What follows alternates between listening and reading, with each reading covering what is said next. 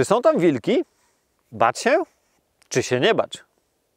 Dzień dobry, cześć, nazywam się Piotr Chorzela i opowiadam o lesie, a dzisiaj zaczniemy miniserię o wilkach. W pierwszym filmie będzie o tym, jak sprawdzić, czy w waszym lesie występują wilki, a jeżeli już występują, to czy łatwo będzie wam je spotkać. Dodatkowo będą moje historie spotkań z wilkami, trochę nagrań, trochę zdjęć. W kolejnym filmie będzie o tym, czy bać się wilków i jak się dokładnie zachować, jeżeli już te wilki spotkamy. Dodatkowo kolejne opowieści i przykłady zachowań wilków, które spotkały Chorzele. Następne filmy o czym będą? Zobaczymy. Zacznijmy od tego, że wilka nie jest łatwo spotkać. I to nie dlatego, że jest go jakoś wyjątkowo mało, ba, nawet jeżeli będzie go wyjątkowo dużo, to i tak trudno się będzie na niego napatoczyć. Aktualnie dzięki ochronie gatunkowej zamieszkuje on większość dużych kompleksów leśnych. Ba, nawet jeżeli wypełni całą pojemność środowiskową, czyli jeżeli zamieszka w każdym dużym lesie, w każdym miejscu, w którym ma wystarczająco pożywienia, to i tak będzie go trudno spotkać. Dlaczego? Bo potrzebuje dużo przestrzeni.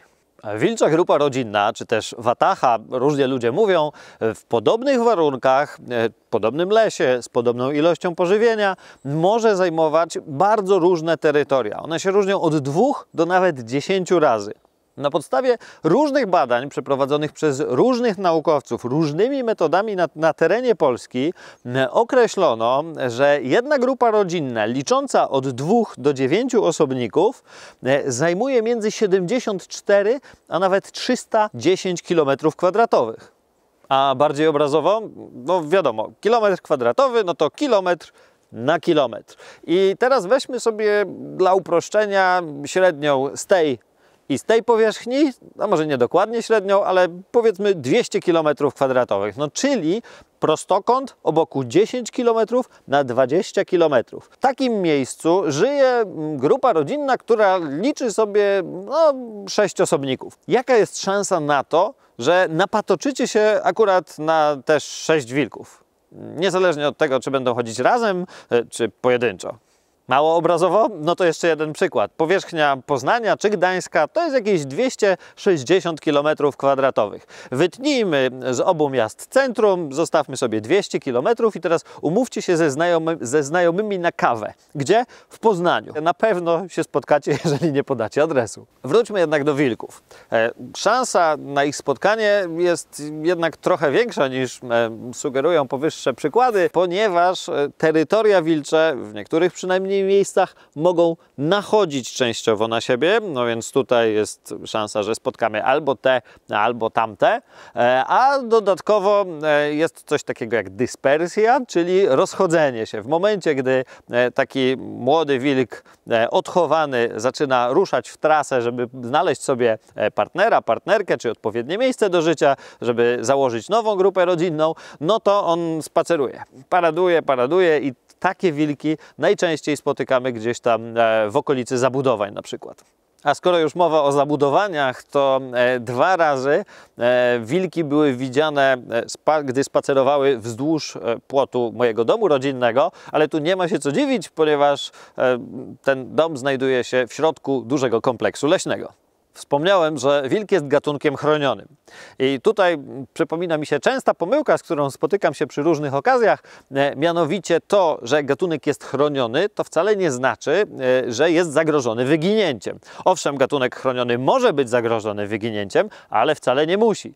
Jeżeli chodzi o wilka, to według IUCN nie jest on zagrożony wyginięciem, ani według Polskiej Czerwonej Księgi Zwierząt także zagrożony wyginięciem nie jest. Co nie zmienia faktu, że jest w Polsce objęty ścisłą ochroną gatunkową, podobnie jak żuraw czy bocian biały. A teraz opowiem wam o spotkaniu numer 1. Wraz z kumplem fotografem wybraliśmy się w teren. Doszliśmy do skrzyżowania, on poszedł na łąki, a ja tam poszedłem. No i minęła chwila, dzwoni mi telefon. Odbieram, okazuje się, że kumpel dzwoni i mówi, że na łące gdzieś w trawach siedziały wilki, ale przez środek łąki przeszli grzybiarze, wypłoszyli wilki i 2 biegną w moją stronę. Tak więc szybko wyskoczyłem na drogę, bo zakładałem, że przetną mi wilki tę drogę. Rozstawiłem statyw, no i czekam. Czekam, po kilku sekundach w odległości jakichś 30-40 metrów ode mnie wychodzi na drogę, nie wybiega w panice, wychodzi wilk. Zaczyna się rozglądać, widzi mnie ze statywem, 5 nóg, dziwny stwór, trzeba wiać. Ale nie wiać w panice, zaczął się po prostu oddalać drogą. Idzie. Po jakichś 20 metrach takiego szybszego kłusu zatrzymał się, ustawił się bokiem, wtedy powstało to zdjęcie, no i zaczął się na mnie patrzeć. Patrzył, nie wiem ile sekund to trwało, w każdym razie w końcu zdecydował, że będzie kontynuował oddalanie się ode mnie. Patrzę jak się oddala, robię kolejne zdjęcia i w pewnym momencie ten wilk odskoczył z drogi nagle w las. Nie minęła sekunda, na drogę wyszedł grzybiarz z wiadrem. Grzybiarz idzie w moim kierunku, a ja przypomniałem sobie, że przecież był jeszcze drugi wilk i powinien za chwilę przejść przez drogę. Ewentualnie zawrócił. No więc czekam i słyszę w pewnym momencie zamieszanie, nie wiem, 5, 8, 7 metrów przede mną i wyskakuje jak z procy z trawy wilk, niespecjalnie się rozgląda, przeskakuje przez drogę i leci dalej. Ja, żeby jeszcze za nim spojrzeć, odskoczyłem ze 2-3 kroki i zajrzałem, gdzie on zniknął, już go nie zobaczyłem. W każdym razie wracam do sprzętu fotograficznego, grzybiarz się zbliża. Człapie, idzie, w końcu do mnie dociera i zaczynamy konwersację. Ja jestem trochę poirytowany, więc mówię: panie, wypłoszyliście mi wilki. Facet natomiast patrzy na mnie i mówi: wilki? Ja myślałem, że to pana pies. Prawie parsknąłem śmiechem, a facet kontynuuje. Mówi: to tu są wilki? Tak, są wilki, przynajmniej od 20-30 lat tutaj są spotykane wilki. To one są takie duże? Pyta facet. Mówię: ten nie był specjalnie duży, bywają znacznie większe, to w sumie zgodnie z prawdą, bo to nie był wielki wilk. A to one się nas tak boją? Pyta facet. Mówię: tak, jak najbardziej się nas boją, może nawet trochę mniej pewnie niż ten, bo ten wypruł jak z procy, już mocno przestraszony, zwykle odbiegają od nas kłusem. Jak mu o tym opowiadałem, to mocno kusiło mnie, żeby powiedzieć, że nie, one się nas w ogóle nie boją, ba, jak widzą chłopa z wiadrem, to gonią. Ale nie powiedziałem. Nie powiedziałem z dwóch względów. Po pierwsze, żeby nie tworzyć mitów i historii, które później będą powielane i będą zakłamywały rzeczywistość. A po drugie, prawda jest taka, że każdy z nas płoszy zwierzaki. Bardziej intencjonalnie, mniej intencjonalnie, ale podczas każdego wyjścia jakieś zwierzaki płoszymy, nawet jeżeli nie chcemy. Wróćmy jeszcze do zachowania tego pierwszego wilka, który odchodził i się zatrzymał, zaczął na mnie patrzeć. To jest częste zdarzenie. Ja przy kilku spotkaniach tak miałem, że wilk odchodził, zatrzymywał się, ustawiał się bokiem i patrzył. Dlaczego one tak robią? Z kilku względów. Po pierwsze, są ciekawskie, więc z zaciekawieniem przyglądają się, co tam im za plecami się może wydarzyć. Albo na przykład sprawdzają, czy jakieś zagrożenie się nie zbliża, czy tam wszystko z tyłu się dzieje spokojnie, stabilnie. Ciężko wejść w głowę wilka, ale z grubsza prawdopodobnie o te dwie rzeczy tutaj chodzi. A dodatkowo dochodzi jeszcze to, że wilki, jak jest jasno, słabiej widzą od nas, więc taki wilk, wpatrując się po pierwszej ocenie, odbiegnięciu, gdy się zatrzyma i wpatruje się w nas, no to może dlatego się wpatruje, żeby sprawdzić, czy to aby na pewno był człowiek. Zimno. Ale mimo to opowiem Wam teraz o 3 sposobach na zorientowanie się, czy w Waszej okolicy występują wilki. Będzie o tropach, o odchodach i o ofiarach. Jeżeli któreś z tych występują, a najlepiej wszystkie, to macie gwarancję, że wilki są w okolicy. Tropy to pierwszy z 3 sposobów na zorientowanie się, czy macie wilki w okolicy. No i tutaj można się nad nimi rozwodzić, że powinny mieć długość 11-12 cm, że szerokość 9-10, że powinny być podłużne, że pomiędzy opuszkami powinno dać się wpisać X. No ale tak naprawdę, szczególnie dla niewprawnego oka, te wszystkie rady są tak trochę psu na budę. Ewentualnie wilkowi. Ogólnie chodzi o to, że oglądanie pojedynczej odbitki nie daje pewności, czy to pies, czy to wilk. Czasami trop wilka wygląda jak psa, a trop psa wygląda jak ewidentny trop wilka. Tutaj grają też rolę, bardzo istotną rolę, dwie rzeczy, mianowicie podłoże i to, jak szybko zwierzak się porusza. Czy mu się noga uśliznęła, czy wdepnął w błoto, czy trop jest na piachu, czy na twardej ziemi, biegł, szedł, najróżniejsze sytuacje, więc ta zmienność będzie bardzo duża. Reasumując, taka odbitka to tylko informacja o tym, że taki pies albo wilk tutaj był. Ja jeszcze zwracam uwagę na bliskość osad ludzkich, bo jak jesteśmy w środku dużego kompleksu leśnego, no to jest mniejsza szansa na spotkanie psa niż pomiędzy gospodarstwami na przykład. Przy rozpoznawaniu wilczych tropów dużo ważniejszym od przyglądania się jednemu odciskowi łapy jest przyjrzenie się całemu tropowi, całej sekwencji tychże odcisków. W przypadku wilka one są dużo bardziej uporządkowane niż w przypadku psa. Taki wilk w kłusie, czyli w tym takim tempie marszowym, dłuższymi odcinkami idzie prosto, a dodatkowo przednia łapa i tylna łapa po tej samej stronie trafiają w to samo miejsce, czyli trop jest sumą odcisków dwóch łap przedniej i tylnej danego zwierzaka. Natomiast trop psa będzie dużo bardziej chaotyczny, pies będzie łaził od rowu do rowu. Dodatkowo te łapy nie zawsze trafiają w to samo miejsce. Jeden wielki chaos w porównaniu z wilczą sekwencją tropów. A najpewniejszym sposobem na rozróżnienie tropu psiego od wilczego jest podążanie takim tropem, czy to za wilkiem, ważne, żeby nie od razu za wilkiem, żeby go nie gonić, czy to w przeciwną stronę, czyli tam skąd wilk przyszedł. No i jak idziecie takim tropem, idziecie i zauważacie, że trop nagle rozchodzi się na 2, 3, 4 albo i więcej tropów, a później znowu schodzi się w jedną sekwencję, tak jakby to jeden zwierzak szedł, to tego psy absolutnie nie robią. To jest znak, że to były wilki.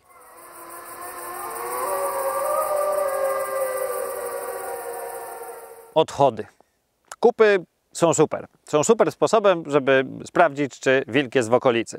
Jak znajdziecie świeżą kupę wilka, to ona jest czarna. Z czasem robi się szara i za każdym razem, jak grzebniecie w niej patykiem, to zobaczycie, że jest w niej sporo sierści. Gdy te miękkie cząstki zaczną się rozpuszczać, deszcz je zacznie wymywać, to tej sierści będzie coraz więcej. Dodatkowo, co jest najważniejsze tak naprawdę i najbardziej charakterystyczne, to to, że pośród tej sierści znajdziecie takie białe elementy, jakie widzicie tutaj, to są kawałki kości. Bo wilk jak najbardziej łupie bardzo dużą część kości swojej ofiary, czasami wszystkie. To natomiast ujęcie to są takie odchody, które jak widzicie zostały zupełnie rozmyte. One mają tutaj przynajmniej 3 miesiące, ja 3 miesiące temu je widziałem, czyli co? Zostaje tylko taka kępa sierści. Reasumując, odchody o mniej więcej tych wymiarach, jakie Wam tu zaprezentowałem, z dużą ilością sierści, z kawałkami kości, to jest bardzo konkretny dowód na to, że wilki są w Waszych lasach. Zanim przejdziemy do trzeciego sposobu, historia numer 2. Wybrałem się do lasu podglądać jelenie. Idę, no i dochodzę do skrzyżowania dróg. A jak wiadomo, skrzyżowania dróg są super, no bo daleko widać, w lesie ta widoczność zawsze jest ograniczona. Jak się zbliżam do takiego skrzyżowania, no to powoli, żebym nie został zauważony, spoglądam w jedną stronę, spoglądam w drugą. Nic się ciekawego nie działo, ale patrzę prosto, a tam daleko, to długa, prosta była, widzę kształt zwierzaka. Zmrużyłem oczy, patrzę, mówię, no sarna chyba. Złapałem aparat, ale tak dokumentacyjnie, nie przyglądając się specjalnie, po prostu kliknąłem zdjęcie, no i tyle. Stałem na piasku, bo to piaszczyste skrzyżowanie było, a piach też jest super podpowiedzią do czytania lasu, no bo te wszystkie tropy, przejścia, można się zorientować, co się w okolicy dzieje. No i tak patrzę, pod nogami, oprócz tropów jeleni, wygląda na to, że są świeże tropy najprawdopodobniej wilka.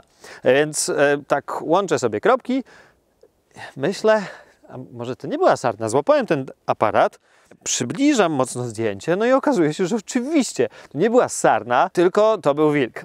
Podnoszę szybko wzrok, patrzę, nic tam już nie ma. No ale kilka minut minęło, pomyślałem, no pewnie wilki poszły, może ja się tam przejdę, zobaczyć, co tam się ciekawego wydarzyło. Zabrałem aparat, idę. Prosta była bardzo długa, wiedziałem jaka długa, bo widziałem następne skrzyżowanie, a jak wiadomo oddziały leśne, no to są albo kwadraty, albo prostokąty, w mojej okolicy prostokąty, o boku między 600 a 800 metrów. Zresztą to łatwo sprawdzić, wystarczy wejść na bank danych o lasach, klikacie tutaj, wzdłuż, tutaj, no ta prosta akurat, bo to jest dokładnie to miejsce, miała 750 metrów. Idę. Rozmyślam, z jednej strony jestem zły na siebie, z drugiej strony się z siebie śmieję, jakim trzeba być gamoniem, żeby wilka z sarną pomylić. No i podnoszę znowu wzrok, patrzę, a tam na końcu, na skrzyżowaniu wilki znowu wyszły na drogę, więc szybciutko rozstawiam statyw, zaczynam nagrywać, ale jest bardzo daleko, słabo je widać, zresztą widzicie tutaj hyc, odskoczył sobie ten wilk, zobaczyć mnie nie mógł, więc znowu zaczynam składać statyw, żeby się przemieścić trochę dalej. Patrzę, a prostą drogą wilk idzie na mnie. Ja szybko poprawiam statyw, rozstawiam go znowu, a on idzie. Ma już 500 metrów. Ja ostrze zaczynam nagrywać, a on idzie. Ja poprawiam ostrość, a on idzie i z tych 500 metrów zrobiło się 400, 300, 200, w końcu jakieś 60, 80 i dopiero wtedy mnie zauważył. Ustawił się bokiem, zdążyłem zrobić jeszcze zdjęcia. No i jak się zorientował, że ta pięcionoga kreatura to człowiek ze statywem, no to skręcił w las. Ale nie uciekał w panice, tylko po prostu sobie tak odbiegł kawałek, zatrzymał się między drzewami i wtedy powstało to zdjęcie. No i łukiem zaczął mnie obchodzić. Jak zobaczyłem, że przetnie się z drogą, która prowadziła na prawo od krzyżówki, na której na początku je zobaczyłem, no to zacząłem się cofać. Złapałem statyw, no i pewnym krokiem cofnąłem się na skrzyżowanie, zdążyłem przed wilkiem się cofnąć, czyli on nie szedł specjalnie szybko. Zrobiłem jeszcze to zdjęcie na jednym pasie, to zdjęcie na drugim, no i poszedł gdzieś.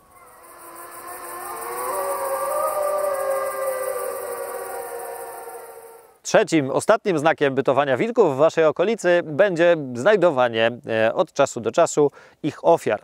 Oczywiście to nie jest tak, że wszystkie zabite zwierzęta są zabijane przez wilki. Zabijają je nasze samochody, myśliwi, kłusownicy, psy, zabijają je choroby, zabija je starość. No, tych powodów jest naprawdę bardzo dużo. I nie zawsze takim martwym zwierzęciem zainteresuje się wilk, nie zawsze je znajdzie. Natomiast na pewno ten zwierzak zbyt długo nie będzie leżał, bo zabiorą się za niego kruki, bieliki, lisy, jenoty. No, cała okolica pożywi się takim zwierzakiem.